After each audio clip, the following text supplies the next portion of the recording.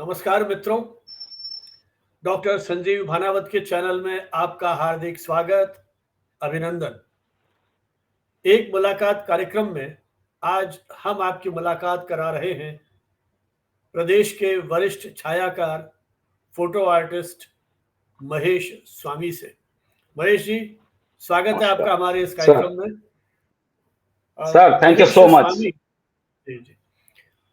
महेश स्वामी एक ऐसे कलाकार हैं, छायाकार हैं, जिन्होंने अपनी कलम, कैमरे और बात कहने की जो एक शैली होती है, उससे अपनी कला को एक विशिष्ट रूप दिया है। आज हम उनसे उनकी इसी कला यात्रा के बारे में, फोटोग्राफी के शौक के बारे में और जो कुछ उन्होंने कंट्रीब्यूट किया है, कर रहे हैं काम, उससे जुड़े हुए कुछ उनके अनुभवों के बारे में उनसे बातचीत करेंगे। महेश जी, सर, आपने एक लंबी पारी खेली है क्षेत्र में।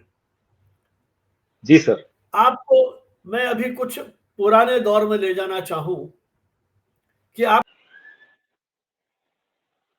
बचपन किस तरह का था, युवा अवस्था जी किस सर। तरह पले बड़े जी कि सर। आपने कैमरा हाथ में लिया जी। और कलम चलाना शुरू किया और अपने इस शौक को इन ऊंचाइयों पर पहुंचाने के लिए, पता नहीं उस समय सपना देखा नहीं देखा, उसकी बात अपन करेंगे, लेकिन शुरू के उस प्रारंभिक दौर जी में जी कलम के प्रति और सर। कैमरे के प्रति आपका झुकाव किस तरह से हुआ, क्या परिस्थितियां थी वो, वहां से यात्रा शुरू सर करेंगे अपन। जी सर, मेरा सौभाग्य रहा है कि मुझे एक ऐसे परिवार में जन्म मिला जिसमें मेरे दादाजी शिक्षक रहे और मेरे पिताजी एक सैनिक। तो देखा जाए तो ये दोनों ही विधाएं एक प्रेरक माहौल हमको देती हैं। जहां मेरे दादाजी हेडमास्टर थे 1960 के जमाने में, तो मेरे पिताजी एक सैनिक। मुझे सौभाग्य मिला मेरे पिताजी के साथ उस सैनिक वातावरण, अनुशासित वातावरण में रहने का। और जब मैं पीछे मुड़ के देखता हूं, अपने आप को इतना क्रिएटिव पाता हूं, तो पाता हूं कि शुरुआत में पिताजी के साथ रहते समय उस सैनिक वातावरण में जो हर संडे को हमको एक देश प्रेम से लबरेज फिल्में देखने को मिलती थी, मुझे लगता है उनका एक आदर्श के रूप में मेरी जिंदगी में बहुत बहुत बहुत बड़ा महत्व है। दूसरा, जहां तक बात पढ़ने लिखने की है, तो मुझे यह सौभाग्य भी मिला कि तीसरी क्लास से मुझे याद है जब मैं ग्वालियर में था, तो मुझे उस टाइम अखबार के साथ धर्मयुग, चंपक, चंदा मामा, चाचा चौधरी जैसे साहित्य या कहानी की वो प्रेरक किताबें पढ़ने का अवसर मिला, जिसके कारण सतत अपने इस अर्धशतकीय जीवन में उसको लगातार फॉलो करते हुए जब मैं मेरी 1997 में नौकरी लगी यहाँ एमएनआईटी में, उसके बाद तो मैं जितने अखबार आते हैं लगभग उसके आधे अखबार और कुछ मैगजीन मेरे पास सतत आती रही, जिनके सतत अध्ययन से एक जागरूक नागरिक के साथ एक कला का फुट विकसित होने में बहुत बड़ा योगदान रहा। जो आपका बचपन था, आपने कहा जी सर। तीसरी क्लास में आप ग्वालियर थे, तो क्या जी बचपन सर। ग्वालियर में बीता या उसके पहले जन्म स्थान कहीं और था? और जैसा नहीं आपने नहीं, कहा मुझे याद है मेरा जन्म तो गांव में ही हुआ था। जन्म तो गांव में ही हुआ था, हरियाणा के कौन सा? अंदर सोनीपत डिस्ट्रिक्ट में। अच्छा, हाँ, गांव लेकिन का। मुझे जो जो मुझे पहली याद है, वो मुझे याद है मेरा जब मैं पिताजी के यहाँ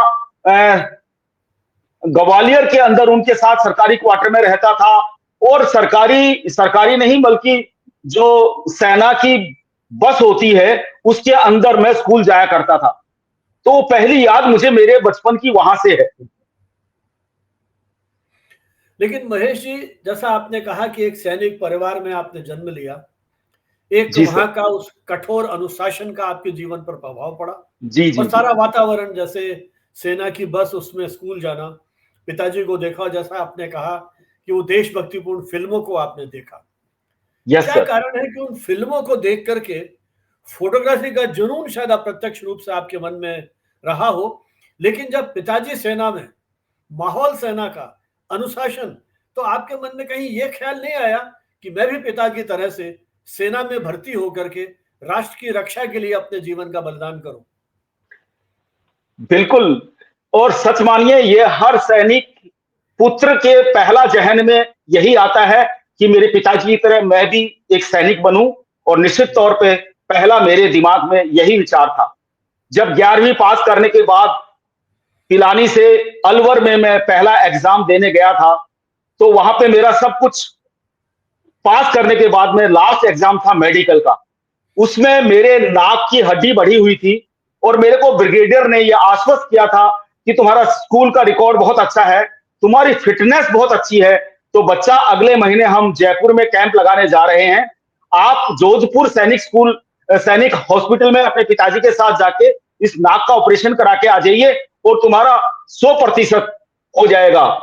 मैं मेरे पिताजी के साथ गया और ये चांस की बात है कि उस टाइम वहां पे वो डॉक्टर साहब छुट्टी पे गए हुए थे जोधपुर में। तो शायद ये परमात्मा को ये मंजूर नहीं था। और बाद में मैंने मन में शायद अपने आप ही ये सोचा, शायद परमात्मा का ये मेरे को एक साइलेंट मैसेज है। और मैसेज ये कि महेश, सेना के अंदर तो कोई भी व्यक्ति जाए, उसको अनुशासित जीवन जीने पे बाध्य या उसको रियाज करा के उसको उस फॉर्म में ला ही दिया जाता है। क्योंकि मैं एक अनुशासित छात्र रहा हूं। मेरे को स्काउटिंग में अपने प्रदेश को 1985 के अंदर, जो कि मैसूर के अंदर जम्बूरी लगी थी, उसमें राजस्थान को रिप्रेजेंट करने का मौका मिला था। तो इस तरह से वाद विवाद प्रतियोगिता में लगातार मैं भाग लेता था। जिस तरह की भी एक्टिविटीज सामाजिक सरोकारों से रिलेटेड थी, उनमें मैं अपनी प्रतिभा का प्रदर्शन कर पा रहा था। तो मैं अपने आप में बहुत कॉन्फिडेंट अपने आप को पा रहा था। तो मैंने इस रूप में इसको जाना कि परमात्मा ने शायद ये मेरे हॉस्पिटल में डॉक्टर छुट्टी पे गए हुए हैं, इसके द्वारा ये संदेश दिया जा रहा है कि महेश, तुमको आर्मी में नहीं, तुमको इस समाज में रह के अच्छा कंट्रीब्यूट करने की स्थिति में हो। तो इस तरह से मैंने अपने अपने मन को मनाया। तो फिर आप पिलानी में, जैसा आपने कहा कि 11th-12th की पढ़ाई आपकी पिलानी से होती है। जी पिलानी सर। तो एक तो बिट्स का नाम हम सुनते रहे हैं। तो क्या जी कभी तकनीकी क्षेत्र में जाने की इच्छा नहीं हुई उस तरह का माहौल देख करके? मतलब हॉस्पिटल में अ, जाकर के डॉक्टर की अनुपस्थिति के बाद फिर जी। मन में करियर के प्रति किस तरह की आपकी चाह हुआ या क्या, इच्छा हुआ जागी? क्या सर उस टाइम, उसके तुरंत जैसे ही मैं एग्जाम दे के गया यहाँ से, उसके तुरंत बाद पापा ने यहाँ, उस टाइम ये एमआरईसी हुआ करता था, एमएनआईटी, यहाँ की डिस्पेंसरी में, क्योंकि पापा कंपाउंडर थे, है ना, तो मेडिकल कोर में रहे थे, वो रिटायर हो चुके थे। वहां पे बिरलाज के स्कूल में कंपाउंडर थे। तो वहां से यहाँ एमआरईसी के अंदर एक पोस्ट निकली थी कंपाउंडर की, पापा ने यहाँ अप्लाई किया हुआ था। उसी दौरान पापा ने यहाँ ज्वाइन कर लिया और हम वहां से यहाँ ट्रांसफर होके आ गए। तो एकदम से माहौल बदला। और माहौल बदलने के साथ जब मैंने यहाँ फर्स्ट ईयर में एक कॉलेज में एडमिशन लिया, तो वहां का माहौल कुछ सकारात्मक नहीं था। वो इस तरह से कि मुश्किल से 1 या 2 पूरे दिन में क्लास लग पाती थी। क्योंकि मैं एक शैक्षणिक नगरी से आया था, जहां पे इतना अद्भुत डिसिप्लिन लाइफ जी थी, तो मुझे यहाँ बड़ा अटपटा लगा। और मैंने पिताजी के सामने कहा कि पापा, यहाँ तो माहौल ठीक नहीं है, प्लीज मुझे जयपुर पिलानी में ही 1-2 साल पढ़ने दीजिए, उसके बाद मैं यहाँ। तो पापा ने थोड़ा कहा कि बेटा, मेरी जो सैलरी है वो इतनी नहीं है कि मैं तुमको अलग से अकेला वहां पढ़ा सकूं, तुम्हारे 2 भाई बहन भी हैं, तो जैसे कि तैसे करके आप इसको यहाँ कंटिन्यू करो। लेकिन मेरे के लिए सबसे अच्छी बात यह कि वहां स्कूल टाइम में ही मेरे टीचर ने ये बात बहुत अच्छे से समझा दी थी कि अकेली डिग्री से किसी का कल्याण होने वाला नहीं है, जब तक कि आपके पास कोई हाथ का हुनर या तकनीकी ज्ञान नहीं होगा। तो जब मैंने पाया कि मैंने यहाँ कॉमर्स में एडमिशन लिया है और सिर्फ एक क्लास के बहाने मेरे को डिग्री तो शायद मिल भी जाएगी, लेकिन मैं कुछ नॉलेज या जानकारी हासिल नहीं कर पाऊंगा, तो मैंने डिसाइड किया कि मैं सेकेंड ईयर में अपनी पढ़ाई को ड्रॉप आउट करके कुछ काम करूंगा। तो पहला सवाल जो था, पिताजी ने भी जो मेरे से कहा कि तुम्हारे पास कुछ डिग्री है नहीं, तुम करोगे क्या? मैंने कहा पापा, आप भाई बहन को पढ़ाइए, मैं निश्चिंत हूं कि कुछ कर जाऊंगा। तो मेरे यहाँ चूंकि अखबार आते ही थे, तो मैंने उसमें देखना स्टार्ट किया कि मेरे लायक क्या जॉब है जिसको कि मैं अप्लाई कर सकता हूं। जब मैंने पाया कि झोटवाड़े के अंदर एक फैक्ट्री के अंदर सहायक से लेके सेल्समैन तक की नौकरियां उपलब्ध हैं, तो मैंने वहां इंटरव्यू देने की ठानी। और जब मैं वहां साइकिल से झोटवाड़ा जाके जब मैंने इंटरव्यू दिया, तो सामने जो मालिक थे उन्होंने मेरी वाक्पटुता कह लीजिए, मेरी समझ कह लीजिए, मेरी क्रिएटिविटी कह लीजिए या मेरा कॉन्फिडेंस कह लीजिए, उन्होंने मुझे ऑफर किया कि तुम सेल्स रिप्रेजेंटेटिव यानी सेल्समैन की जॉब के लिए ठीक रहेंगे, आपको क्या लगता है? जैसा कि मेरा आत्मविश्वास था, मैंने कहा अगर आपको ऐसा लगता है तो मैं इसके लिए तैयार हूं। तो वहां से मेरी पहली एक करियर की शुरुआत हुई और उसके बाद मैंने फोटोग्राफी को इसी दौरान साथी बनाया और उस फोटोग्राफी के बाद मीडिया के साथ मेरा जुड़ाव हुआ। एक फ्रीलांस फोटो जर्नलिस्ट के तौर पे मैंने अपने आप को निखारा और बाद में एक लंबा सफर 5-6 साल के सफर के बाद में जब एमएनआईटी में एक ये जॉब निकली यहाँ आर्किटेक्चर डिपार्टमेंट में, वहां मैंने अप्लाई किया और मेरा यहाँ हुआ। उसके बाद में मेरा जीवन ही पूरा बदल गया। महेश जी, नौकरी मिल गई थी, जी आप सर। रिप्रेजेंटेटिव के रूप में काम करना आपने शुरू किया। निश्चित रूप से पहली नौकरी और अपने आप को प्रूव करने की जिम्मेदारी भी आप पर होगी, बिल्कुल क्योंकि बिल्कुल वो जो बिल्कुल। आपके एम्प्लॉयर थे उन्होंने आप पर बहुत यस। विश्वास रखा आपकी वाक्पटुता को जी देख जी के। जी। वो कौन सा क्षण याद कर पाते हैं अभी आप? वो कौन सा लम्हा था जिसने आपको फोटोग्राफी की ओर, इस कला की ओर उन्मुख किया? कोई तो उस समय तात्कालिक कारण रहा होगा। किससे जी प्रेरित जी जी। हुए? कौन आपके एक तरह से, मतलब होता ना कि भाई हम जी ये जी छोड़े, जी ये जी कहाँ जी फंस जी गए, जी। ये हमारे अनुकूल जॉब नहीं है।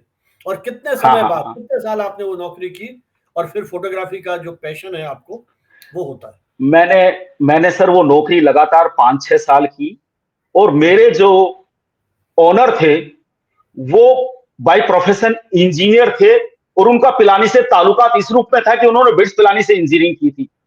क्योंकि मैं ओके। एक अनुशासित छात्र रहा था, फुल ऑफ कॉन्फिडेंस था और थोड़ी क्रिएटिविटी और संस्कार कुछ इस तरह के थे। उन्होंने उनके ऊपर मैं ये कहूं कि जादू किया था। वो मेरे प्रति बहुत काइंड थे और उन्होंने मेरे को जिस अंदाज में तैयार किया, मैं तो ये कहना चाहूंगा कि उन 5-6 साल में उन्होंने जिस तरह से मेरी नींव को मजबूत किया, वही आगे जाके उन द्वारा दिए गए संस्कार या क्रिएटिविटी या कॉन्फिडेंस, उसने मेरी उस नींव को मजबूत किया जो आज मेरे काम आ रही है। तो बात जहां तक फोटोग्राफी को पहले प्यार की बात है, तो मुझे याद आता है कि जैसा मैंने कहा मेरे पारिवारिक संस्कार, मेरे जो फूफा जी थे वो आईआईएम अहमदाबाद में प्रोफेसर थे इकोनॉमिक्स के और वो 10 साल तक यूके के अंदर विजिटिंग फैकल्टी रह के आए थे। जब मैं उनके घर जाता था क्योंकि उनको फोटोग्राफी का शौक था, जब मैं उनके घर जाता था तो मेरे को इंग्लैंड के उनके एल्बम के साथ साथ मेरे मम्मी पापा की शादी की स्लाइड्स कोडेक थी पर्दे पे देखने को मिलती थी। जब इस तरह का लगाव कि मम्मी पापा की शादी के फोटोग्राफ और वो भी पर्दे पे देखने को मिले, तो निश्चित तौर से हर किसी को प्रभावित करेगा ही करेगा। और जो इंग्लैंड के उनके पूरी दृश्य जब मैं देखता था वो मुझे बहुत लुभाते थे। तो मैंने पाया कि यार ये कितना बड़ा चमत्कार है कि फोटोग्राफ के संग्रह के द्वारा हम उस समय को अनुभूत या अपने खुद के भूतकाल को जी पा सकते हैं। ये एक रोमांचकारी क्षण था जिसने मुझे फोटोग्राफी यानी कैमरे के प्रति आकर्षित किया। उसके बाद जब मैं आगे चलता हूं, मैं देखता हूं कि जब मैं जॉब करता था ये सेल्समैनशिप की, तो एक दिन एमआई रोड से गुजर रहा था, देखता हूं कि एक रोड के साइड में एक भीड़ लगी हुई है। ये मेरी जागरूकता कह लीजिए, मेरी सेंसिटिविटी कह लीजिए। मैंने उसको इग्नोर न करते हुए अपना स्कूटर साइड में रोकते हुए मैंने जाके देखना चाहा कि हो क्या रहा है। तो मैं पाता हूं कि एक रशियन टूरिस्ट जाते समय अपने कैमरे को बेच के, शायद उसको पैसे की जरूरत थी, वो अपने कैमरे की कीमत लगा रहा था और कई लोगों ने उनको घेर रखा था। तो जब मैंने पाया कि वो 800 रुपीज में ऑफर कर रहा है कैमरा बेचने के, क्योंकि मैं सेल्समैन था, मैं मार्केटिंग से आ रहा था, मेरे जेब में काफी पैसे थे, तो मेरे मन ललचाया। और ललचाया इसलिए कि पिलानी में रहते हुए एक अंकल का जेनिथ कैमरा मैंने यूज किया था और उसके जो पहला रिजल्ट थे वो बहुत ही संतोषजनक थे। उसको देख के सबने जिस तरह से अप्रिशिएट किया था, तो एक संतोष का भाव या अपनत्व का भाव या दोस्ती का भाव उस कैमरे को देख के हुआ। तो जब दूसरे लोग उससे बार्गेनिंग कर रहे थे, कोई 500 कोई 600, तो मैंने अपनी जेब से पैसे निकाले, 800 गिने और उसकी तरफ करते हुए जब किया तो उसने तुरंत वो कैमरा मेरे हाथ में दे दिया। लोग भौचक्के रह गए कि ये अचानक से कोई आया और उस कैमरे को लेके चल पड़ा। तो मैं इस बात को अप्रिशिएट करता हूं, यहां पे एक बात अंडरलाइन करना चाहता हूं कि मुझे लगता है कि कई बार चीजों में ज्यादा दिमाग नहीं लगाना चाहिए। जो आपकी मन की चीजें हो, वहां ज्यादा कैलकुलेशन काम आता नहीं है। चूक हो सकती है, ऐसे में उसकी जो कीमत आपके पास अवेलेबल है, बगैर कोई सोच समझ के अगर उसको अदा करके आप उसको अपनाना चाहे, तो इस तरह के सार्थक परिणाम मिलने की संभावना बनती है। महेश, जी ये सर। कौन से ये सन की बात कर रहे हैं आप, जिस समय ये ये प्रसंग ये था? ये बात है शायद 92 की सर। 92 के आसपास। और जैसा लगभग, आपने हाँ। कहा कि उन पारिवारिक छवियों को देखते हुए, उन पारिवारिक स्मृतियों से आपको प्रेरणा मिलती है कि मुझे छायांकन की दुनिया में प्रवेश करना चाहिए। Yes sir. आपसे जब जब भी बात होती रही, तब तक आप 2-3 शब्दों का प्रयोग करते हैं: क्रिएटिविटी, यस सर। सेंसिटिविटी, संवेदना जी जी और जी। कल्पनाशीलता। और ये तो जैसा आपको एक अपने ऊपर आत्मविश्वास है कि मैं बहुत क्रिएटिव हूँ, तो ये क्रिएटिविटी की फीलिंग, क्योंकि क्रिएटिविटी बहुत सारे क्षेत्रों में हो सकती है। और फोटोग्राफी में 92 में आप आते हैं, जब जयपुर आते हैं, और पिलानी के आपने कुछ संस्मरण दिए, तो आपको अपनी उस यात्रा में, विशेषकर विद्यालय की उस यात्रा में, उस क्रिएटिविटी का एहसास किस रूप में हुआ? और फिर आपको जो आपके पेरेंट्स हैं, आपके फूफा जी हैं, या और भी जो आपके मित्र हैं, रिलेटिव्स हैं, परिवार के वरिष्ठ सदस्य हैं, उन्होंने किस रूप से प्रेरित किया? क्योंकि आपने फर्स्ट ईयर में ही पढ़ाई छोड़ दी, है ना? जी जी। तो अब एक तरफ सेकंड फूफा ईयर जी में। जो आईआईएम में प्रोफेसर थे, कभी किसी ने ये प्रेशर नहीं डाला कि भाई तुम कम से कम ग्रेजुएशन तो करो, या कोई टेक्निकल डिग्री लेने की कोशिश की आपने? जी जी जी जी जी। बिल्कुल सर। ये दबाव, मतलब दबाव नहीं कह सकते, इसको एक समझाई जरूर थी। हम्म, लेकिन शायद मेरा जो व्यवहार या नेचर इसको कहें कि एक जिद्दी पने वाला है। और जिद्दीपना इस तरह का कि मैं सिचुएशन को जो ऑब्जर्व करने की परमात्मा ने जो मुझे ताकत दी, जो मेरी पिलानी, जो मैंने 6th क्लास से लेके 12th और फर्स्ट ईयर तक अपना जो समय गुजारा, मैं उसको बार बार नमन करना चाहता हूं। क्योंकि उससे पहले जो मेरी पढ़ाई हुई, उसके बाद में तीसरी, चौथी और चौथी तक मेरी वहां हुई ग्वालियर में। उसके बाद पिताजी ने मेरे को गांव छोड़ दिया था दादा दादी के पास। वहां 2-3 साल मुझे गांव हरियाणा में जो पढ़ने का अवसर मिला, वो कोई बहुत उत्साहजनक नहीं था। क्योंकि हम्म, मुझे याद आता है कि उसमें डर का माहौल बहुत होता था, और टीचर लोग डंडे का बहुत इस्तेमाल करते थे। वहां पे कोई भी गलती हो जाए तो बजाय ये पूछने के कि ये गलती क्यों हुई, इसके पीछे क्या कारण है, वो अंधाधुंध सिर्फ और सिर्फ डंडे बरसाते थे। तो उसके कारण मैं बहुत पीछे की पंक्ति का व्यक्ति या छात्र हुआ करता था। लेकिन जैसे ही मैं पिलानी में आया, 1 साल के बाद ही मुझे बेस्ट स्टूडेंट का जो अवार्ड मिला, उसने मेरे संतोष और आत्मविश्वास में एकदम से वृद्धि की। अब बात यह आती है कि वो फोटोग्राफी को लेके वो जो जादू या जिज्ञासा या आत्मविश्वास या प्रतिबद्धता जगी, मुझे लगता है जब मैं गांव में था तो मुझे याद आता है मेरे दादा, छोटे वाले दादाजी ने एक फोटोग्राफर को अपना फैमिली का ग्रुप फोटोग्राफ करने के लिए बुलाया था। उन फोटोग्राफर ने एक चारपाई खड़ी करके उसके ऊपर चद्दर डाल के बैकड्रॉप तैयार किया, और फैमिली को बाकायदा 2 कुर्सी पे दादा दादी को बैठा के उनको बच्चों का एक सेमी सर्किल बना के ग्रुप फोटोग्राफ के लिए तैयार किया। एक बाल मन के कारण मेरी भी ये इच्छा थी कि मैं भी इस फोटोग्राफ में आना चाहिए। चूंकि वो उनका फैमिली ग्रुप फोटोग्राफ था, इसलिए मुझे अलग थलग समझा के किया जा रहा था। तो मैं चुपके से उस चारपाई, पर्दे वाली चारपाई के पीछे जाके छुप गया। और ये संयोग है कि जैसे ही वो क्लिक किया गया और जब फोटोग्राफ बन के आया, तो उस फोटोग्राफ में मैं इसी तरह से, दादाजी ने मेरे गर्मियों के दिनों में बाल कटा रखे थे, मैं गंजी खोपड़ी के साथ यूं झांक के देख रहा था। तो मुझे लगा उस फोटोग्राफ को देख के कि यार, मेरे को बार बार मना करने के बाद मेरा जो जिज्ञासु मन था, ये कितना अच्छा सिंक्रोनाइज हुआ कि जैसे ही उसने क्लिक किया और मैंने यूं चेहरा निकाला, उसने मुझे रोमांचित किया। और उसके बाद मुझे लगता है कि जब और इस पर नजर डालता हूं, तो मुझे किस्सा याद आता है, वो जो मैंने कहा पहला, पिलानी के अंदर मेरे एक केशव काका हुआ करते थे। उनसे जब मैंने कैमरा मांगा, पिलानी आने जयपुर आने से कुछ समय पहले की बात है, कि यहाँ की यादों को मैं समेट सकूं, वो जो पहला रोल मैंने एक फोटोग्राफर की दुकान पे गया, उन्होंने जो रोल डाल के दिया, अद्भुत बात यह है कि 36 की जगह 38 फोटोग्राफ आए। तो उस फोटोग्राफर ने वो जो रोल डाला, जो हम 36 मान के चल रहे थे, बल्कि 38 और 38 के 38 फोटोग्राफ ठीक ठाक आ जाना, न ज्यादा ओवर न ज्यादा अंडर एक्सपोज, और उससे जो लोगों की प्रतिक्रिया आई सकारात्मक, ये दो मोटे कारण थे जिसने मेरे अंदर ये आत्मविश्वास पैदा किया था। और फिर वो कैमरा, रशियन कैमरा लेने के बाद में जब मैं फोटोग्राफी करने लगा, सतत धीरे धीरे जो मेरे फोटोग्राफ के रिजल्ट आते थे, जिसको चारों तरफ से जो प्रोत्साहन और प्रशंसा मिलती थी, और जो पहला फोटोग्राफ जब राकेश शर्मा राजदीप जी ने एक मुलाकात के दौरान मेरे फोटोग्राफ देख के बच्चों के फोटोग्राफ मांगे और ये कहा कि बैलेंस में छापेंगे और उसमें आपको पैसा भी मिलेगा, और जब पहली बार जब दो फोटोग्राफ छपे नाम के समेत महेश स्वामी छायाचित्र करके, और उसके 100 रुपए जब आ गए, तो उसने तो एकदम ही मेरे उत्साह को दोगुना चौगुना कर दिया। सर तो महेश जी, ये जो फोटोग्राफी का आपका शौक था, मुझे ध्यान है जब हम लोग छोटे थे तो ब्लैक एंड व्हाइट रोल आया करते थे, फिर बाद जी में कलर्ड वाला एक सिस्टम शुरू हुआ। एक एक फोटो बहुत सोच समझ के लेते थे कि कहीं रील खराब नहीं हो जाए, और बड़ी, है ना, और हमारे ऐसे अनुभव भी रहे कि मुझे ध्यान है जब हम बनारस गए थे एक बार, तो उसमें रोल डला नहीं और हम आड़े टेढ़े होकर के अपने पोज दे दे के फोटो खिंचाते रहे, और जब जी फोटोग्राफर जी के पास गए उस रोल को निकाल के, तो उसने कहा कि साहब मुझे लगता है कि फोटो खींचे नहीं।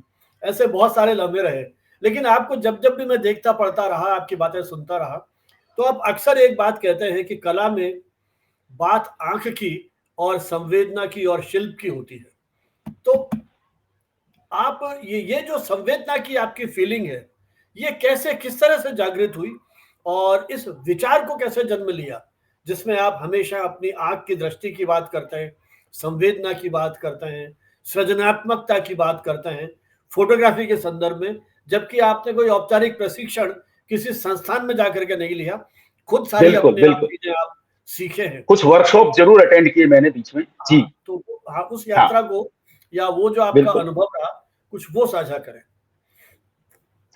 सबसे पहले तो इस यात्रा में एक और टर्निंग पॉइंट और पड़ाव रहा है, जैसा कि अभी बात की थी कि मैंने कोई किसी संस्थान से फोटोग्राफी की डिग्री तो नहीं ली, लेकिन एकलव्य रूपी उन गुणों के कारण, सतत प्रतिबद्धता और डिसिप्लिन के कारण जो मैंने रियाज किया, उसने तो महत्व ऐड किया ही लाइफ के अंदर। लेकिन मुझे याद आता है कि जब हम आए थे और जब मैं कॉलेज में था, उस टाइम 90-91 के ईयर में राजस्थान पत्रिका के बैनर पे एक एडवर्टाइजिंग क्लब गर्मियों की छुट्टियों में बहुत सारे वर्कशॉप कराया करते थे। उसमें एक वर्कशॉप फोटोग्राफी का भी था, जो राजस्थान यूनिवर्सिटी के फाइन आर्ट्स डिपार्टमेंट में सप्ताह 10 दिन का था। मैंने फोटोग्राफी की हॉबी के कारण उसको अटेंड किया था, और सच मानिए उस अकेले वर्कशॉप ने, और जिसमें कि जब पोर्ट्रेट की प्रतिस्पर्धा हुई उन पार्टिसिपेंट के बीच में, मुझे याद आता है कि मेरे को उसमें अवार्ड मिला था। वो जो पहला अवार्ड, और वो फुल ऑफ एनर्जी 5-7 विशेषज्ञ, जिसमें सूर्यजन शर्मा साहब, HK झा साहब, सुभाष भार्गव साहब, इस तरह के लोगों ने जिस तरह से हमको कैमरे से दोस्ती कराई, अपर्चर शटर स्पीड के बारे में, इन दोनों के कॉम्बिनेशन के बारे में, डेप्थ ऑफ फील्ड के बारे में, लाइटिंग के बारे में जो कॉन्सेप्ट को क्लियर किया, उसने मेरे अंदर जो एक छोटी सी चिंगारी थी उसको हवा देने का बहुत बड़ा काम किया। अब बात चलती है, आपने बात की कि क्रिएटिविटी की जो मैं बात कह रहा हूं, संवेदना की जो बात कहता हूं, आंख की जो बात कहता हूं, सर हां, किसी भी व्यक्ति को किसी भी क्षेत्र में सफल होने के लिए संवेदनाओं की और दृष्टि की बहुत सख्त जरूरत होती है। दृष्टि जो होती है, जिसको हम कहते हैं देखना, मुझे लगता है एक होता है दृष्टि, एक होता है दूरदृष्टि। सामान्य तौर पर दृष्टि का मतलब होता है देखना। सामान्य तौर पर आम व्यक्ति चीजों को अनुभूत यानी अच्छे से देख नहीं पा रहा है। ऐसे में अपनी दृष्टि को प्रखरता के साथ चीजों को गहराई से अनुभूत करना, अनुभूत करने से आपके अंदर चिंतन मंथन की प्रक्रिया चालू होती है, और उस समझ से आपकी एक दूरदृष्टि डेवलप होती है।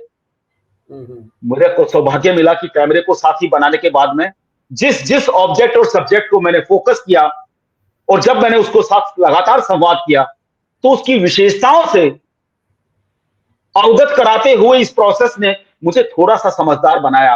और जहां तक बात क्रिएटिविटी की है, तो मैंने इसकी एक डेफिनेशन गढ़ी है सर, क्रिएटिविटी के मायने ये कि हमारे आसपास उपलब्ध संसाधनों का सदुपयोग करने का जो हुनर है, खरीद को नहीं, जो कुछ भी मेरे अवेलेबल है, पास है, मैं इतना संवेदनशील हूं कि उन चीजों का महत्व जानता हूं, उनका उपयोग करते हुए कोई चीज क्रिएट कर देने को जो लोगों को लुभाए, आनंदित करे, इंस्पायर करे।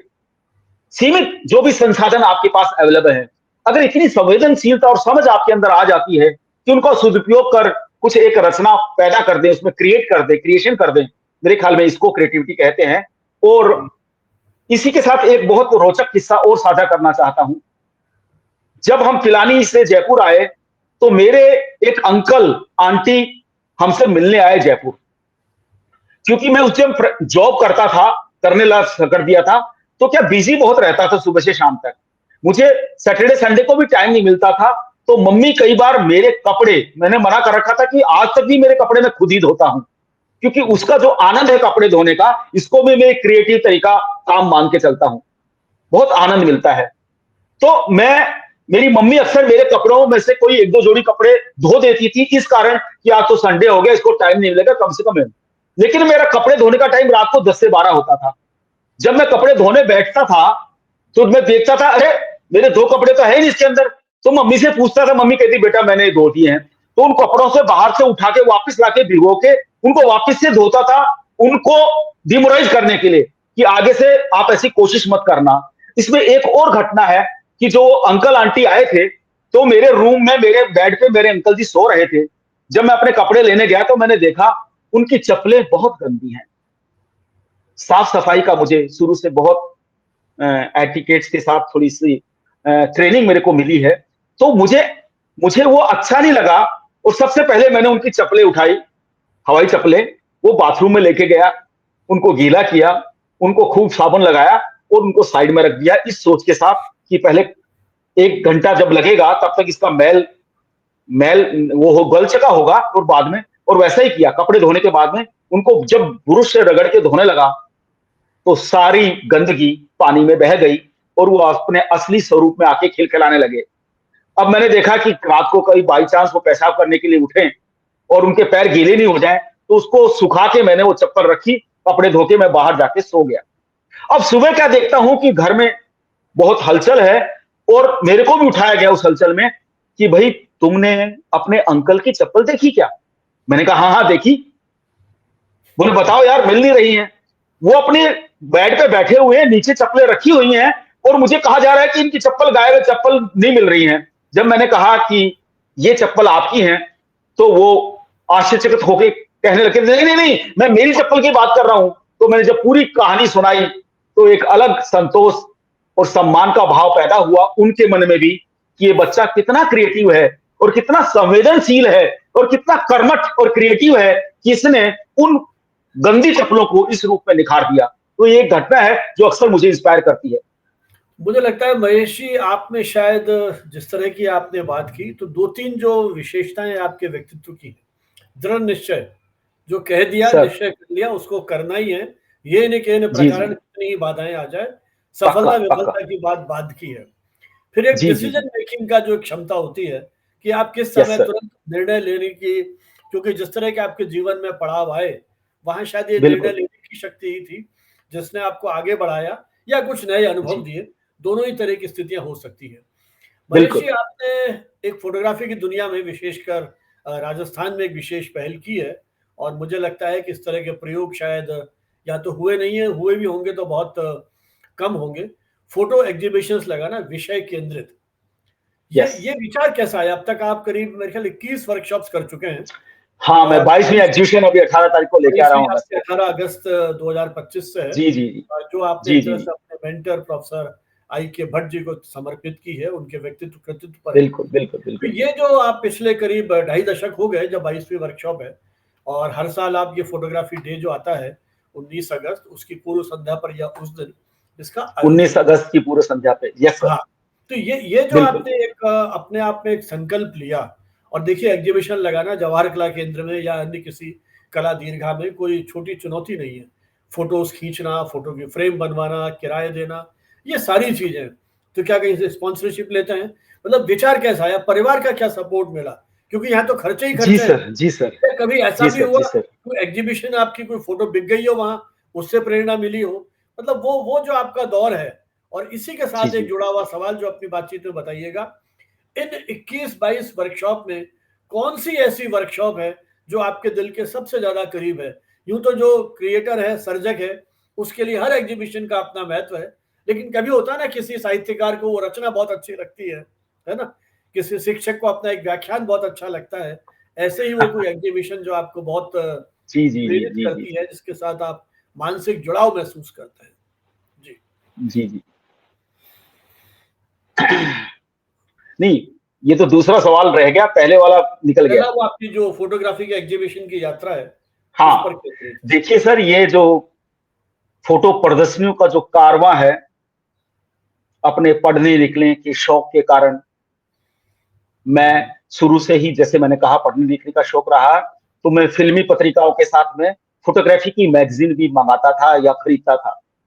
तो उन मैगज़ीन में पढ़ते समय एक मुझे सामने विचार आया कि देश नहीं, दुनिया में वर्ल्ड फ़ोटोग्राफ़ी डे भी मनाया जाता है और वो 19 अगस्त को मनाया जाता है। तो मेरे मन में एक विचार आया, जवाहर कला केंद्र आना-जाना लगा ही रहता था, तो क्यों न फ़ोटोग्राफ़र होने के नाते, क्योंकि मैं एमआरईसी में जॉब लगने के बाद में मैं वहाँ हर महीने एक संवाद या स्लाइड शो करता था, और उसी दौरान जब मैंने अपने प्रदेश के बहुत बड़े कैमरा रिपेयर इंजीनियर श्री ब्रह्मानंद शर्मा जी को सम्मान किया था, और बड़े-बड़े फोटोग्राफर उसमें के अग्रवाल साहब से लेके, सुधीर कासलीवाल साहब से लेके, सूर्यजन शर्मा साहब से लेके, सुभाष भार्गव साहब से लेके, एलन जेवरिया, इन सब लोगों को वहां उपस्थिति के तहत जब ये मैं इस तरह की एक्टिविटीज करता रहता था अपने संस्थान में, तो उसी दौरान ये विचार आया कि एक वर्ल्ड फोटोग्राफी डे को सेलिब्रेट किया जाए, और उसकी पहल मैंने की कि सबसे रिक्वेस्ट किया कि आप 2-2 पिक्चर दीजिए, 15 लोग हैं अपन, तो 30 फोटोग्राफ का एक शो करते हैं। सबने हामी भरी, तो मैंने इस प्रक्रिया को आगे बढ़ाते हुए जवाहर कला केंद्र में एप्लीकेशन दी कि मुझे 5 दिन के लिए गैलरी चाहिए। मुझे लगता है कि हम 15 में से कोई एक, ऐसा मुझे आज तक भी वो क्लियर तो नहीं हुआ, लेकिन ऐसा आभास हुआ कि किसी ने कहा ये महेश बड़ा नेता बन रहा है और ये इतना बड़ा शो करने जा रहा है, इसका श्रेय इसको नहीं मिलना चाहिए, ऐसा मेरी सोच है। वो कितनी सही कितनी गलत वो तो परमात्मा ही जानता है, लेकिन मुझे ऐसा लगा, वो इसलिए लगा कि जब जवाहर कला के अंदर मैंने पता कर लिया था कि उस टाइम 100 रुपये गैलरी का किराया होता था और 50-60 रुपए इलेक्ट्रिसिटी का खर्चा आता था रोजाना का। वो आता था कितनी रीडिंग, लाइट कितनी जलती है। लेकिन जब मेरे पास आवंटन का लेटर आया, उसमें उससे पहले ये मेंशन किया गया कि आप इतने पैसे जमा करा दीजिए। उसमें था 100 के हिसाब से गुणा 5, 500 रुपए तो बिजली का किराया, सॉरी गैलरी का किराया, और बिजली का किराया 1375 रुपए गुणा 5। तो इस तरह से लगभग 7-8 हजार रुपए, टोटल 9-10 हजार रुपए, 11 हजार रुपए का एक टोटल मेरे पास बिल आया। तो मैं देख के दंग रह गया। मैंने वहां आर्ग्यू किया कि ये बिजली का बिल 1375 रुपए आपने लिखा है, ये कैसे कहां से आया? तो उन्होंने मेरे को डिमोलाइज करते हुए कहा कि देखिए यही रूल है और यही लगेगा आपको, आपको स्वीकार्य तो ठीक है, पैसे जमा कराइए तो हम करें। तो मैंने इसको विरोध किया, और विरोध स्वरूप मैंने सबको कॉल करके जवाहर कला केंद्र बुलाया। मैंने एक लेटर ड्राफ्ट किया कि कलाकार विरोधी नीतियों के कारण, जवाहर कला केंद्र की कलाकार विरोधी नीतियों के कारण हम इस प्रदर्शित होने वाली एग्जीबिशन को पोस्टपोन करते हैं या कैंसिल करते हैं।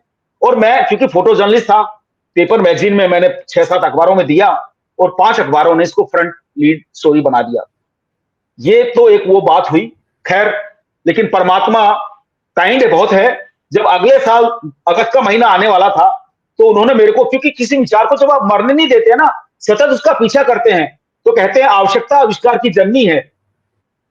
उस विचार के तहत गॉड ने मुझे कहा, महेश, जिन बच्चों को तुम फोटोग्राफी सिखाते हो, उसी में से ही कोई एक बच्चा जो बहुत ज्यादा प्रतिभाशाली हो, एकलव्य रूपी, उसको लेके आप शो कर सकते हो। तो मैंने आइडेंटिफाई किया उस टाइम फाइनल ईयर में शाइन भोला नामक एक मेरा छात्र, जो फोटोग्राफी को बहुत शिद्दत से इंटरेस्ट ले रहा था, उससे संवाद किया और उसने उसको एग्री किया। तो ये क्लिक करके 2006 में पहली जो प्रदर्शनी हमने की और उसका जो रिस्पॉन्स आम दर्शक या कलाकार बिरादरी ही नहीं, सबसे ज्यादा मीडिया ने जिस तरह से हमारे इंटरव्यू लिए, हमारी न्यूज छापी, उसने एकदम से हमारा संतोष में बहुत बड़ा बढ़ोतरी की और इससे हमारा आत्मविश्वास बढ़ा। और नेक्स्ट ईयर फिर मैंने, अब ये पहला तो आर्किटेक्चर का था, दूसरा था इलेक्ट्रॉनिक्स इंजीनियरिंग का स्टूडेंट कुमार विश्वास, उसके साथ मैंने शो किया। और उसके बाद तो सारे बच्चों में इतना उत्साह जगा, हमारा जो फोटोग्राफी क्लब है, हर बच्चा मेरे पास आके ये वादा करने लग गया, मेरे से वादा लेने लग गया, स्वामी सर अगले साल हमारे साथ, स्वामी सर अगले साल हमारे साथ। मैंने पाया इतना जबरदस्त उत्साह। तो उसी की परिणति स्वरूप 2007 में मैंने एमएनआईटी फोटोग्राफी क्लब के तत्वाधान में, उस टाइम सिर्फ 2000 रुपए हमको रकम मिलती थी, लेकिन क्योंकि मैंने मेरे भाई का एक स्टूडियो खुलवा रखा था, उससे हमारी अर्निंग होती थी, उसके बिहाफ पे मैंने बच्चों को परमिशन दी कि जितने भी पैसे लगे आप ये शो करेंगे। लगभग 10 से 1,000 रुपए मेरे लगे थे इस जेब से। ये अच्छी बात है कि उस टाइम के निदेशक ने वो पैसे मेरे को पूर्ण भरण कर दिया था। तो इस तरह से ये कारवां एग्जीबिशन का बढ़ा। अब बात आती है कि कौन सी एग्जीबिशन आपके दिल के सबसे करीब है। तो सर, जैसा कि आपने खुद ने स्वीकार किया, एक सृजनकार जो होता है उसकी हर कला, हर सृजन उसके दिल के बहुत नजदीक होता है। लेकिन चूंकि मैं एक जोरदार जीवन में घटना घटित हुई कि जिस क्वार्टर में पापा रहते थे, उसके बाद में वो क्वार्टर मुझे अलॉट हुआ। और मेरी मम्मी जाते समय मुझे दो बात कह के गई कि बेटा, दो तीन बातें थी। एक तो ये पानी का पॉट रखा हुआ है दीवार पे, इसको हमेशा भर के रखना जीवों के लिए, पक्षियों के लिए। दूसरा, दाना डालने के लिए एक ये रखा हुआ कुंड, इसमें आप ये पक्षियों के लिए दाना डालना। और तीसरी बात, एक तुलसा के साथ 2-3 पौधे वो गुलाब के थे, इनको पानी देना। तो सर, उस मम्मी के उस कहे को, संस्कारों के कारण उसको जीवित रखते हुए, और ये कहानी अगर आगे बढ़ती है तो 3 महीने की छुट्टी किन्हीं कारणवश अनायास ही मेरे को लेनी पड़ी। वो तो 3 महीने का समय था, उसने मेरी जिंदगी में एक बहुत क्रांतिकारी बदलाव लाया। उस दौरान मेरे को इस प्रकृति से जुड़ने का बड़ा समय मिला और मैंने अपने यहां एक गार्डन क्रिएट किया।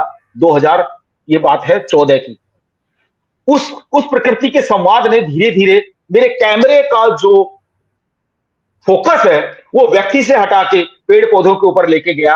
और सतत जब वो मैं पेड़ पौधों को कैप्चर कर रहा था, उनके साथ एक गहरा रिश्ता कायम हुआ। और रिश्ता इस रूप में, उन पेड़ पौधों की फोटोग्राफ लेने के बाद, क्रिएटिव पिक्चर क्लिक करने के बाद, मैं डिजिटल एक्सपेरिमेंट करने लग गया। एक्सपेरिमेंट करते करते करते करते एक समय ऐसा आया, एक प्रयोग ऐसा हुआ कि उसको देख के मेरे दिमाग में एक बहुत जबरदस्त उत्साह पैदा हुआ कि यार, ये तो पेंटिंग लग रही है। और उस पर सतत बहुत सारे प्रयोग करने के बाद में मैं सबसे पहले डॉक्टर राजेश व्यास, और उसके बाद में जो मेरे स्पिरिचुअल और कला के तौर पे सही मायने में मेरे जो मार्गदर्शक हैं, गॉडफादर हैं, थे, अब तो वो एक्सपायर हो गए खैर, प्रोफेसर मुकुंद लाट साहब से मिला। और जिस तरह से उन्होंने मेरे उस कला प्रयोग को दिल खोल के, उनकी मिसेज और उन्होंने दिल खोल के सराहा, उसने मुझे आश्वस्त किया कि फोटोग्राफी का जो कारवां चल रहा है, मैं इस पे एग्जीबिशन कर रहा था और रोमांचित होकर बताना चाहता हूं, उसके कारण मुझे लोगों को प्रकृति प्रेम को जगाने में बहुत बड़ी मदद मिली। तो इस तरह से मैं कह सकता हूं कि मेरे गार्डन पे जो मैंने 5 सतत लगातार एग्जीबिशन की, दर्पण से लेके सत्यम शिवम सुंदरम, क्या बोलते हैं, प्रकृति के रंग, अनुभूति, और लास्ट थी क्वार्टर नंबर F44। तो ये 5 एग्जीबिशन मेरे दिल के बहुत ज्यादा करीब हैं। अच्छा महेश जी, आपने प्रकृति की बात की, आपने संस्कृति की बात की, और साथ में समाज, जिस समाज में हम रहते हैं, तो प्रकृति, समाज और संस्कृति, इन तीनों को आपने मुख्य विषय बनाया अपनी कला के लिए। क्या, किस तरह से आप इसको व्याख्या करेंगे? सबसे अधिक मन कहाँ रमा आपका? प्रकृति में, संस्कृति में, समाज में? और अब किस तरह की अनुभूतियां हैं, कुछ उनकी चर्चा करें। देखिए सर, एक इंसान के रूप में जब हम इस पर नजर डालते हैं तो इन चीजों के गहरे अंतर संबंध हैं। जब तक इन तीनों चीजों को आप मन से जिएंगे नहीं, तो आप सही मायने में क्रिएटिव नहीं हो सकते हैं। निश्चित तौर पे मैं कहूं कि प्रकृति के साथ मैं ज्यादा रमा, लेकिन प्रकृति के साथ तब रमा जब मैं समाज और संस्कृति से जुड़ाव था। अगर वो नहीं होता तो मैं प्रकृति के साथ भी जुड़ नहीं सकता था, क्योंकि उससे मिली ऊर्जा, उससे मिली सकारात्मकता, उससे मिली दृष्टि ने ही उसको आगे बढ़ाने में मदद की है। तो निश्चित तौर पे, क्योंकि प्रकृति के साथ सुबह से शाम, कहने का मतलब सुबह उठ के 5 से लेके 7 साढ़े 7 तक, और रोजाना शाम को फिर 5 से लेके साढ़े 7 8 बजे डेली का संवाद, क्योंकि घर में ही है सारे पेड़ पौधे, रोजाना उनको पानी देना है, सैटरडे संडे को ट्रिमिंग करना है ना, नए पौधे, किसी की पत्तियां सूख गई हैं उनको हटाना है। तो ये एक एक पत्ती जो सूख गई है उसको एक एक पकड़ के हटाना, कोई पौधा अगर कमजोर हो रहा है, उसकी सेहत को तंदुरुस्त करने के लिए क्या किया जाना चाहिए, उसके बारे में सोचना, सर्च करना, उसको तंदुरुस्त करना, ये ट्रीटमेंट देना, और फिर उसके साथ कैमरे की आंख से लगातार लगाव पैदा करना, उनकी खूबसूरती पे आह्लादित होना, और खुद आह्लादित होने के बाद दुनिया को रोमांचित और आह्लादित करना। मैं सच कहूं सर, इन एग्जीबिशंस के दौरान लोगों ने जब प्रकृति को इस रूप में देखा तो बहुत आनंदित हुए, और मैं तो कहता हूं कई लोग तो आके उसमें डांस तक किया उन्होंने। तो ये एक बहुत अद्भुत एक्सपीरियंस रहा है जिंदगी का। अच्छा महेश जी, आपकी ये जो यात्रा है प्रदर्शनियों की, और आपकी जो अगली जी सर। प्रदर्शनी है अगले सप्ताह जिसको आप करने जा रहे हैं, वो आपने समर्पित की है जी जी जी। एमएनआईटी के पूर्व निदेशक प्रोफेसर आई के भट्ट साहब को। ये विचार कैसे आया? जी जी जी। उनके व्यक्तित्व के किन गुणों को हम्म। आपने पहचाना जिस पर केंद्रित ये प्रदर्शनी होगी, और आपके जीवन में क्या बदलाव आया व्यक्तिगत जी। रूप से भट्ट साहब से जो आपका संवाद संपर्क हुआ उस आधार हाँ पर? सर, ये बात मई 2011 की है, जब हमारे नए डायरेक्टर प्रोफेसर आई के भट्ट की खबर हमारे एमएनआईटी में आई थी। उस टाइम मेरे ही डिपार्टमेंट आर्किटेक्चर के प्रोफेसर आलोक रंजन साहब डीन एडमिनिस्ट्रेशन हुआ करते थे। उन्होंने मुझे बुला के एक तरह से निवेदन किया कि महेश प्लीज, इलाहाबाद में जब मैं था तो प्रोफेसर भट्ट हुआ करते थे, वो निदेशक बन के आ रहे हैं, तो क्योंकि तुम्हारी फोटोग्राफी बहुत अच्छी है, उनको भी अच्छा लगेगा और मुझे भी अच्छा लगेगा अगर उनके आगमन को तुम पिक्चराइज कर दो। मैं सहर्ष स्वीकार किया मैंने इस आमंत्रण को, इस आदेश को, और मैं कैमरा लेके प्रोफेसर भट्ट का हम लोग गेस्ट हाउस में इंतजार कर रहे थे। हमारी निगाह रोड पे गाड़ियों पे थी, कोई भी बड़ी गाड़ी देखते तो हम सोचते शायद इसमें भट्ट साहब हैं, फिर निराश होते, फिर देखते इसमें है, तो देखते देखते अंत में क्या हुआ कि एक टाटा की सबसे छोटी गाड़ी इंडिका आया करती थी, एक इंडिका गाड़ी आई, हमने उसको इग्नोर किया, और देखते हैं कि वो जैसे ही हमारे आगे आके खड़ी होती है तो सब एकदम देखते हैं, अरे अरे भट्ट साहब भट्ट साहब।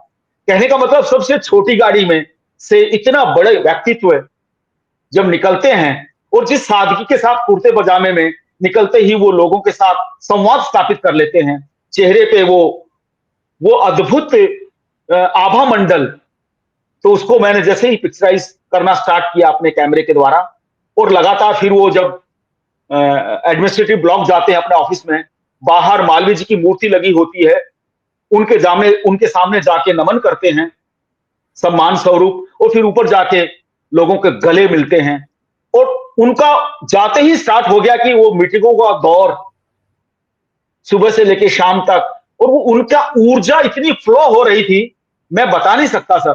मतलब पहले ही दिन उन्होंने मेरे को ऊर्जा से इतना भर दिया था, और जब मैंने पाया कि इतने एनर्जेटिक डायरेक्टर ने ज्वाइन किया है तो इसकी खबर दुनिया को लगनी चाहिए, क्योंकि एक फोटो जर्नलिस्ट की भूमिका में था।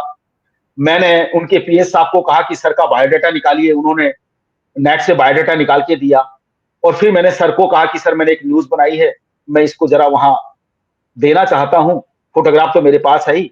तो उन्होंने उसमें से कुछ पुरानी डिटेल थी उनको काट के उसको और परफेक्ट करके मेरे को दिया। मैंने अखबारों में जाके देखे आया, और अगले दिन सुबह 5, उसमें से 2 अंग्रेजी के और 3 हिंदी के उन्होंने मेंशन किया, एमएनआईटी जयपुर नए निदेशक ने कार्यभार संभाला।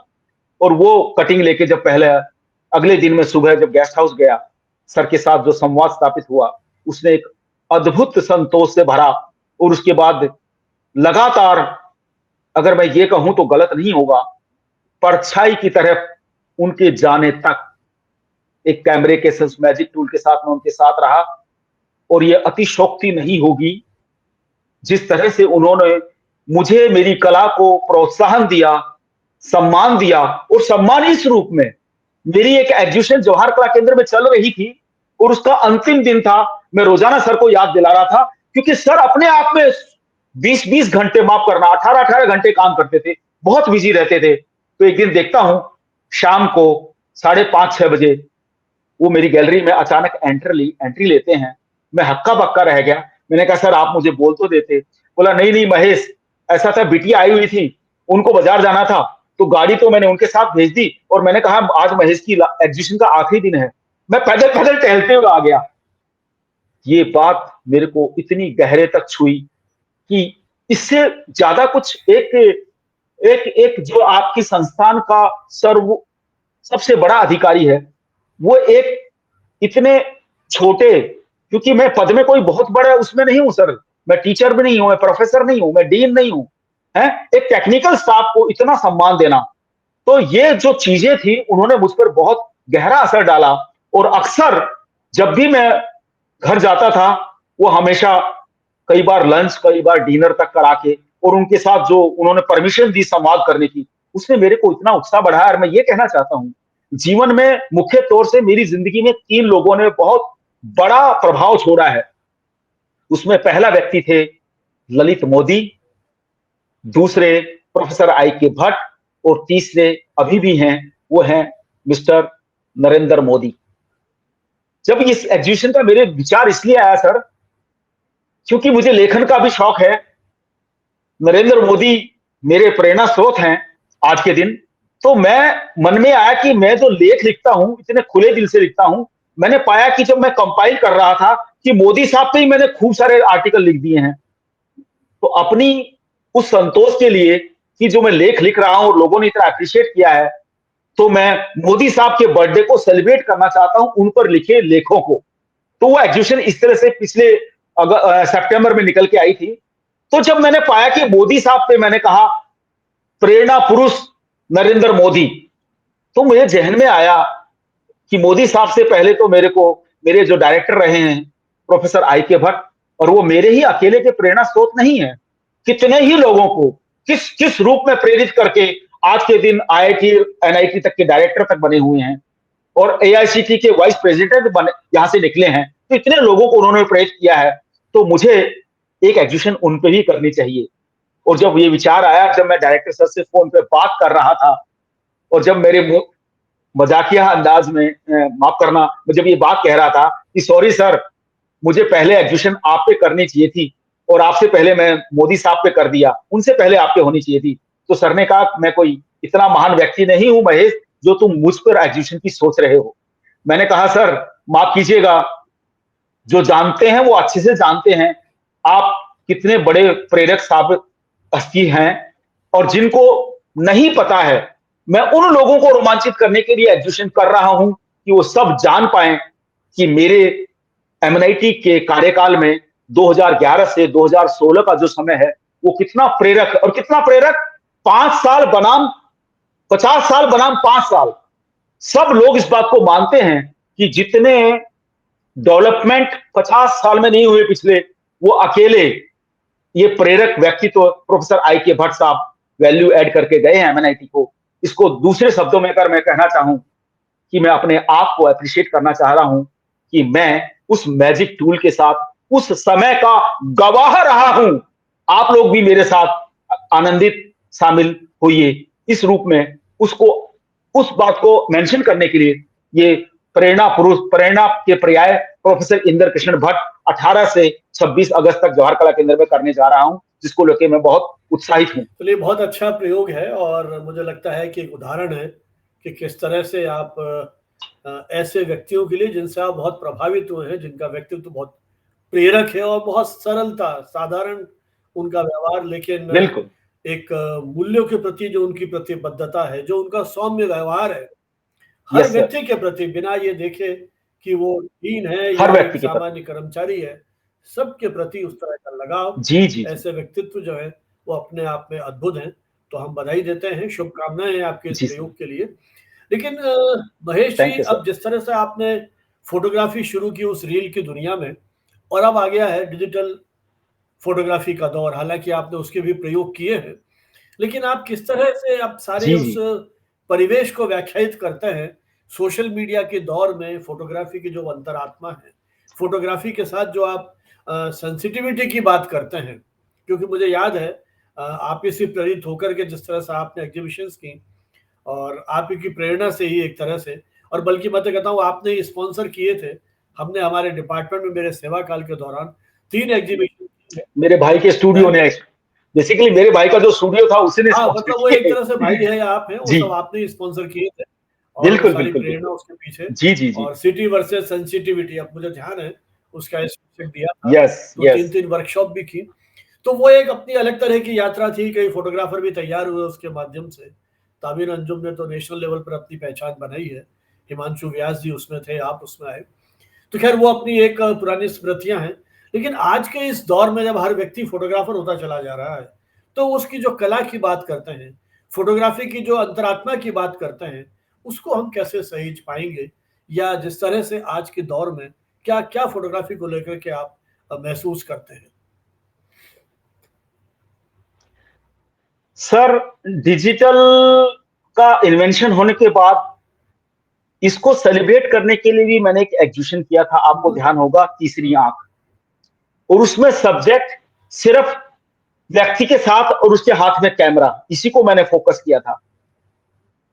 जब इस अद्भुत कॉन्सेप्ट को लोग समझ नहीं पाए, और मेरे से फोटोग्राफर दोस्तों ने स्पेशली जब सवाल किया था कि महेश जी इसमें खास और नयापन क्या है, तो मैंने कहा था एक छायाकार के नाते मैं बहुत रोमांचित हूं कि कैमरे का डिजिटलाइजेशन हो गया है, और इस हद तक परमात्मा ने परमिशन दी है, व्यक्ति की सृजनात्मकता को पंख दिए हैं कि अब कोई विश करे चाहे न करे, हर हाथ में थ्रू मोबाइल कैमरा दे दिया है।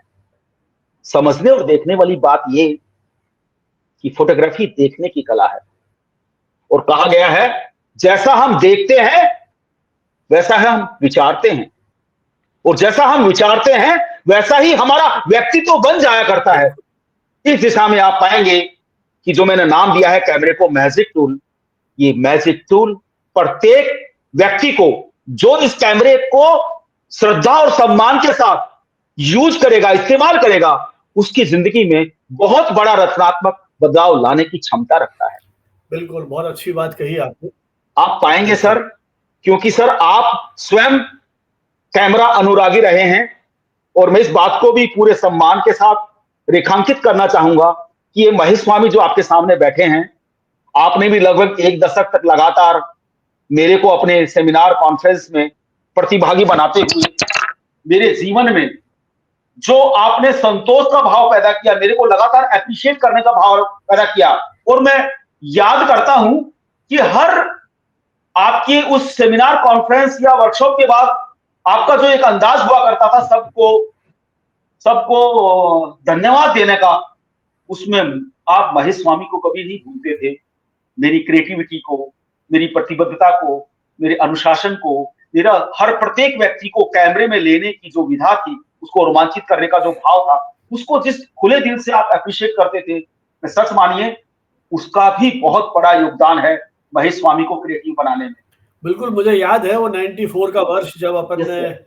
Public relations society of India की नेशनल कन्वेंशन थी, और डॉक्टर मनोहर प्रभाकर, वो भी दुर्भाग्य से हमारे बीच में नहीं है, उन्हीं की प्रेरणा से हम आप तक पहुंचे थे।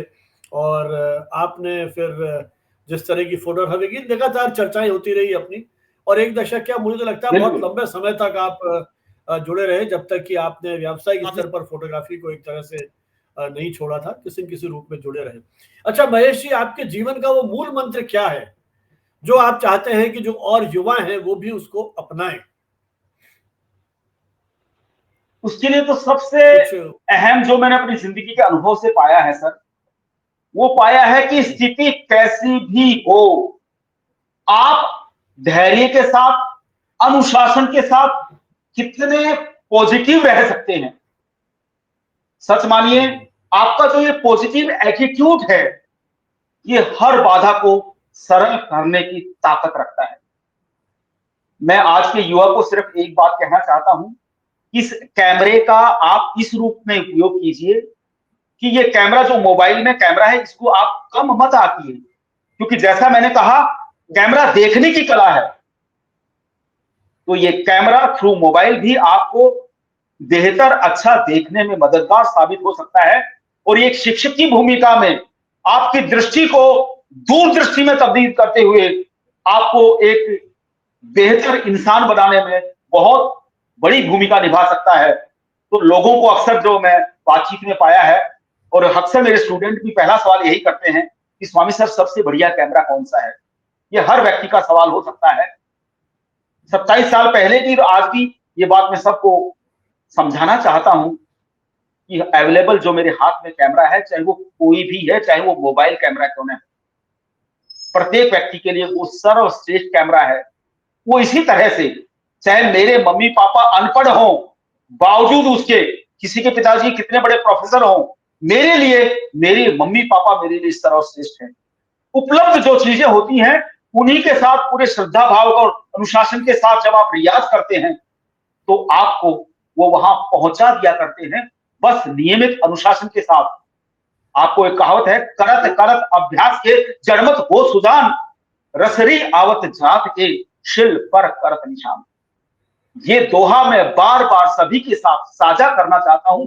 इसके उस मर्म ये है कि लगातार सतत अनुशासनबद्ध तरीके से हम किसी भी दिशा में जब रियाज करते हैं, प्रैक्टिस करते हैं, और अंग्रेजी का भी एक कहावत है, प्रैक्टिस मेक्स मैन परफेक्ट। बिल्कुल। मोदी साहब जब से प्रधानमंत्री बन के आए हैं, जिस तरह से प्रेरक अंदाज में उन्होंने प्रत्येक व्यक्ति के अंदर छिपी अद्भुत क्षमताओं को उभारने का उपक्रम किया है 360 डिग्री, वो हम सब देशवासियों के लिए बहुत संतोष की बात है। और आज प्रत्येक युवा कुछ भी करने को आतुर है। पहले उसके मन में जो संशय रहते थे, छोटा बड़ा काम या यही काम करूंगा, वो सब ध्वस्त करते हुए मोदी जी इस बात को स्टैब्लिश करने में कामयाब हुए हैं कि काम कोई छोटा बड़ा नहीं होता है। प्रत्येक काम को जब शिद्दत से, परफेक्शन से करने की जब आदत डालते हैं तो आप कुछ भी कर गुजरने में सक्षम होते हैं। और अंत में अगर दो बात मैं कहना चाहूं जो मेरे जिंदगी के अनुभव से मैंने जानी है, अच्छा सुखद जीवन जीने के लिए इंसान को दो चीजों की जरूरत होती है। पहला है संतोष और दूसरा है सम्मान। न कि खूब सारी सुख सुविधाएं, खूब सारा पैसा। सुख सुविधाएं एक लिमिट के बाद इंसान को आलसी बनाती हैं और अपनी जरूरत से ज्यादा पैसा आदमी को निरंकुश और अहंकारी बनाता है। ऐसी दिशा में इंसान को अब पहली बात आती है, संतोष की प्राप्ति कैसी हो सकती है या कौन से बाजार में मिलता है। संतोष मेरी जो समझ है वो सिर्फ और सिर्फ क्रिएटिविटी में निहित है। अल्टीमेट सेटिस्फेक्शन इंसान को क्रिएटिविटी से मिलता है कि आप समाज और सोसाइटी या परिवार के लिए क्या कुछ ऐसा क्रिएट कर रहे हैं जिससे उनकी जिंदगी में कुछ सकारात्मक बदलाव आए। फिर वो काम कोई भी हो सकता है और दोनों चीजें आपस में बहुत मुझे लगता है महेश जी, वो जो आपके मूल मंत्र है, धैर्य, अनुशासन, सृजनात्मकता और सततता, निरंतरता, ये 3-4 यदि हम अपना लें तो मुझे लगता है कि हम अपने इच्छित लक्ष्य और उद्देश्य को प्राप्त कर पाएंगे। महेश जी, यूं तो विषय बहुत सारे हैं आपके जीवन के संदर्भ में बात करने के लिए। मेरी एमएनआईटी में बच्चों के साथ जो इंजीनियरिंग के स्टूडेंट हैं, एक छोटा सा वाकया और साझा करना चाहता हूं, बहुत इंटरेस्टिंग है, शायद उससे यूथ को प्रेरणा मिल सकती है। वो रह गया है, वो ये सर कि जो पहले 2 बच्चे जिनके साथ मैंने एग्जीबिशन की थी, शाइन भोला और कुमार विश्वास, मजेदार बात ये है कि इस एग्जीबिशन के बाद उनको इतनी ज्यादा प्रेरणा मिली, ये दोनों बच्चे अपने ग्रेजुएशन इंजीनियरिंग में करने के बाद, आर्किटेक्चर में करने के बाद, इन दोनों ने डिसाइड किया कि वो आगे मास्टर्स फोटोग्राफी में करेंगे। शाइन भोला ने एनआईडी अहमदाबाद से फोटोग्राफी में मास्टर्स किया और कुमार विश्वास जो बांग्लादेशी बच्चा था, उसने लंदन स्कूल ऑफ आर्ट से फोटोग्राफी में मास्टर्स किया। अब इसका नतीजा क्या निकला? एमएनआईटी के प्रोफेसर्स ने मेरे को उल्हाना देना शुरू किया, मिस्टर स्वामी तुम हमारे बच्चों को मिसगाइड कर रहे हो, क्योंकि ग्रेजुएशन इंजीनियरिंग में किया इन्होंने, मास्टर्स ये फोटोग्राफी में कर रहे हैं, ये गलत बात है। ऐसे में उसके 1-2 साल बाद एक फिल्म आई, बहुत क्रांतिकारी फिल्म, जिसने मेरे को सम्मान दिलाया। वो पिक्चर थी थ्री इडियट्स। उसने मेरी मदद की लोगों को ये बताने में कि बच्चों के मन में जो इच्छा है, जो हॉबी है, जो रुचि है, उसको महत्व दीजिए। निश्चित रूप पे हर बच्चा क्रिएटिव हो सकता है। ये एक बात रह गई थी। Thank you so much sir. हाँ, तो महेश जी, जैसे आपने जीवन के, मैंने कहा ना कि बहुत सारे पक्ष हैं, बहुत सारे संस्मरण हैं जिनकी अपन बात कर सकते हैं, तो फिर जी कभी जी जी। दूसरे दौर में बात करेंगे। लेकिन जाने से पहले कुछ रैपिड फायर क्वेश्चंस हैं और आपसे सर हमारी उम्मीद है 1 या 2 शब्दों में उनका आप जवाब दें। आपका जरूर। सबसे पसंदीदा camera brand? Nikon. Black and white या कलर फोटोग्राफी, क्या पसंद है आपको? मेरे को ब्लैक एंड व्हाइट नहीं, कलर पसंद है। सुबह का सूरज या शाम का डूबता हुआ सूरज, किसे कैप्चर करने में ज्यादा आनंद की अनुभूति होती है? मॉर्निंग, सुबह का। सुबह का। एक शब्द आप फोटोग्राफी के लिए क्या कहना चाहेंगे? जादू। पहाड़, समुद्र या रेगिस्तान, किसे कैप्चर करना चाहेंगे और क्यों?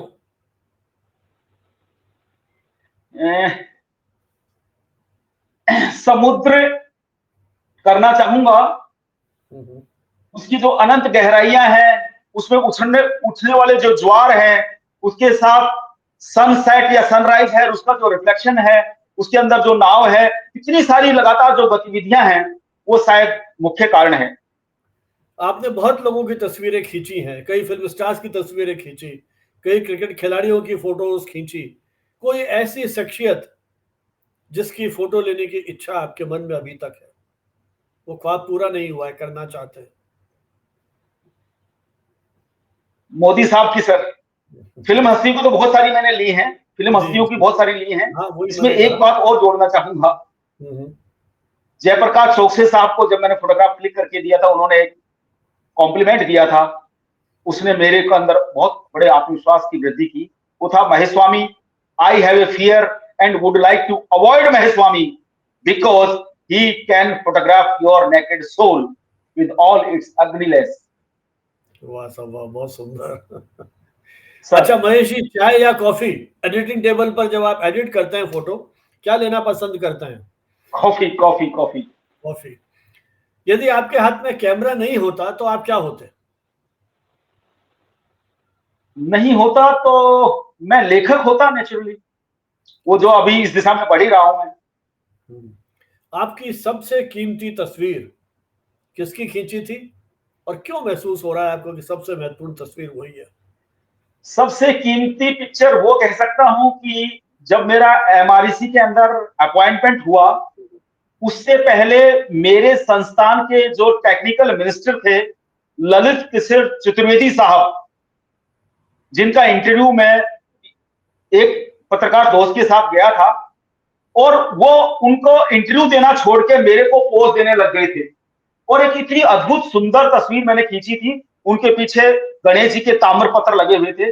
वो तस्वीर बना के जब मैंने हमारे एमआरईसी के प्रिंसिपल को दी थी, तो वो बहुत रोमांचित हुए थे मेरी फोटोग्राफी कला को देख के। और शायद वो ही जादू था जिसके कारण मेरे को शायद इस एमआरईसी में जगह मिली। अच्छा, किताब, फिल्म या यात्रा, सबसे ज्यादा प्रेरणा कहाँ से मिलती है आपको? फिल्मों से। आपका सबसे पसंदीदा फोटो जर्नलिस्ट या कलाकार? नेचुरली जो हजारों लोगों के हैं, रघु राय साहब। बिना कैमरे के कितने दिन आप एक साथ रहे? बिना कैमरे के 1 दिन, बगैर 2 कैमरे दिन, मुझे 4 नहीं दिन? लगता मैं एक दिन भी रहा। अच्छा, 1 भी दिन नहीं रहे आप। एक पंक्ति में जीवन का मंत्र?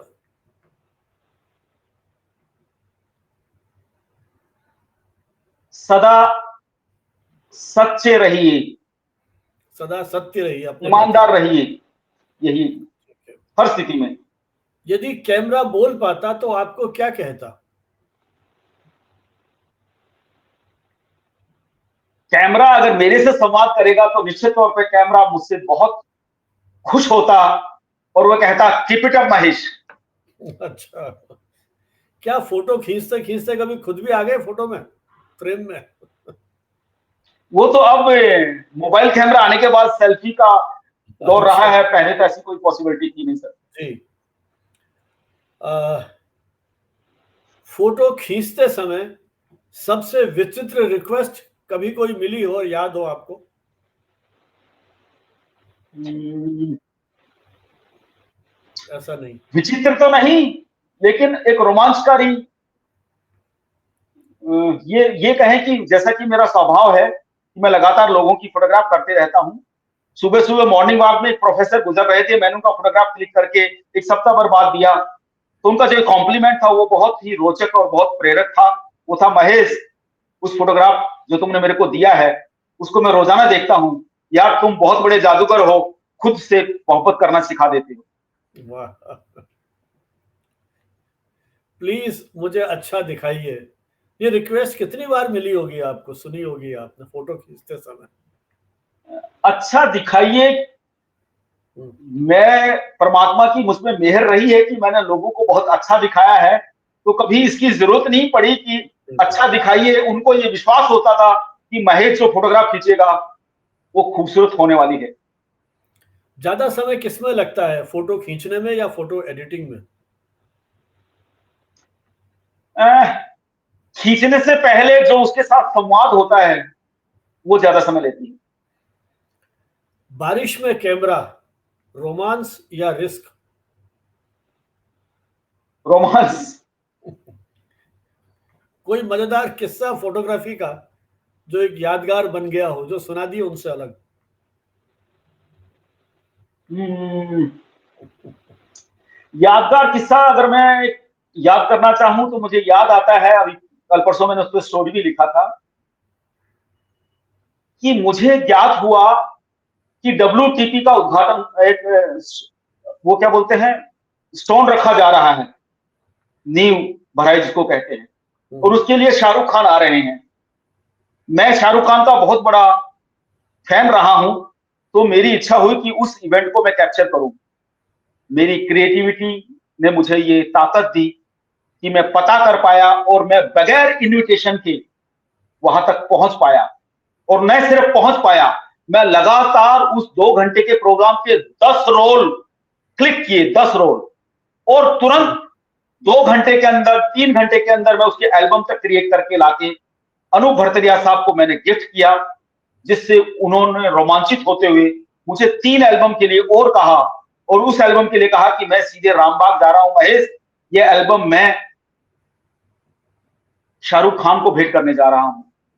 तो वो जो पूरे दिन की क्रिएटिव मेरी एफर्ट्स थे, उसने इतना संतोष दिया कि मैं सामने सामने शाहरुख से मिल भी पाया, और मेरे खिंचा हुआ एल्बम वहां तक पहुंचा। लास्ट में जब मैंने पूछा तो उन्होंने कहा, महेश, उन्होंने बहुत अप्रिशिएट किया, और अप्रिशिएट सिर्फ फोटोग्राफी के लिए नहीं, अप्रिशिएट इस बात के लिए किया कि कुछ ही घंटे में एल्बम उनके हाथ में थी। खैर, ये एक्सपेरिमेंट तो आप कई बार कर चुके हैं, मुझे ध्यान है। जी सर। हमारे डिपार्टमेंट में जब एक्सपर्ट टीम आई थी यूजीसी की, तो आप ही के बिल्कुल। साथ मिलकर के हमने उस दौर में, अब तो आप जी जी जी। व्हाट्सएप पे भेज देते हैं, वहीं पर अपना जी जी। प्रिंट यूनिट लगा दिया था और यस कंप्यूटर से फोटो निकाल के हाथों हाथ भेंट की थी।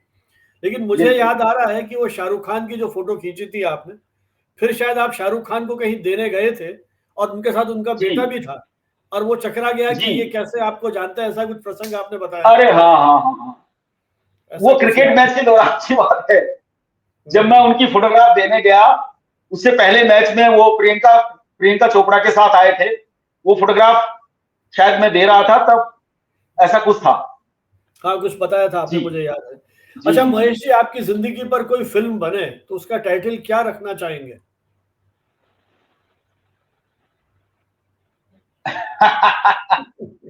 स्वामी महेश। स्वामी महेश, अच्छा। फोटोग्राफी के समय आपको ज्यादा पोज देने पड़ते हैं या जिसका फोटो आप खींच रहे हैं उसको देने पड़ते हैं? बहुत रोचक बात है ये। मेरे को ये सौभाग्य भी है कि जो जितना मैं क्रिएटिव हूं अपने काम के प्रति, मेरा कैमरे से क्लिक करने का जो पोज होता था वो भी अद्भुत होता था। लोग लगातार मुझे ऑब्जर्व करते रहते थे, और जब मैं नजर यूं करके देखता था तो वो अप्रिशिएट करते थे कि मिस्टर स्वामी, आपका जो क्लिक करने का अंदाज है, पोज है, और उसके साथ में क्लिक करने के बाद जो कैमरा छोड़ता था, उसको लगातार खूब प्रशंसा मिली। अच्छा, फोटोग्राफी में कोई ऐसा रंग जिसको छिप करके देखते हो आप? क्या चीज? कोई ऐसा रंग फोटोग्राफी का जिसमें आप छुपकर भी वो रंग दिखता हो आपको, अपना नहीं, छुप अंतस्तर के आपको देखने की दिखता कभी जरूरत नहीं पड़ी। हो? अच्छा, सब खुली आंखों से सबके सामने, सबके साथ मिलके आपके देखा। करियर का सबसे बड़ा टर्निंग पॉइंट? सबसे बड़ा टर्निंग पॉइंट मुझे याद आता है जब एमआरसी के अंदर मेरे को सिलेक्ट किया गया। पूरी रात में मुझे याद है मैं सो नहीं पाया था।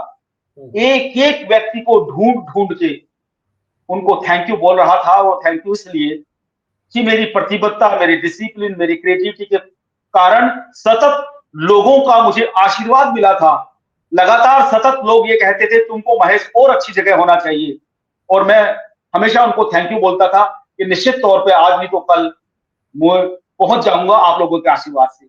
और जब मेरी क्रिएटिविटी और उसी प्रतिबद्धता और उसके कारण जब मुझे यहाँ सेलेक्ट किया गया, वो मेरी जिंदगी का सबसे बड़ा अद्भुत और टर्निंग पॉइंट रहा। और यहाँ के इस वातावरण ने पिछले 2.5 दशक में मुझे वो प्रेरक ताकत दी है जिसके कारण समाज में मैं इतना क्रिएटिव कंट्रीब्यूशन देने की स्थिति में रहा हूं। Mahesh ji, sir, social media के बहुत सारे प्लेटफॉर्म्स हैं, आपका पसंदीदा प्लेटफॉर्म कौन सा है? Facebook sir. फेसबुक है।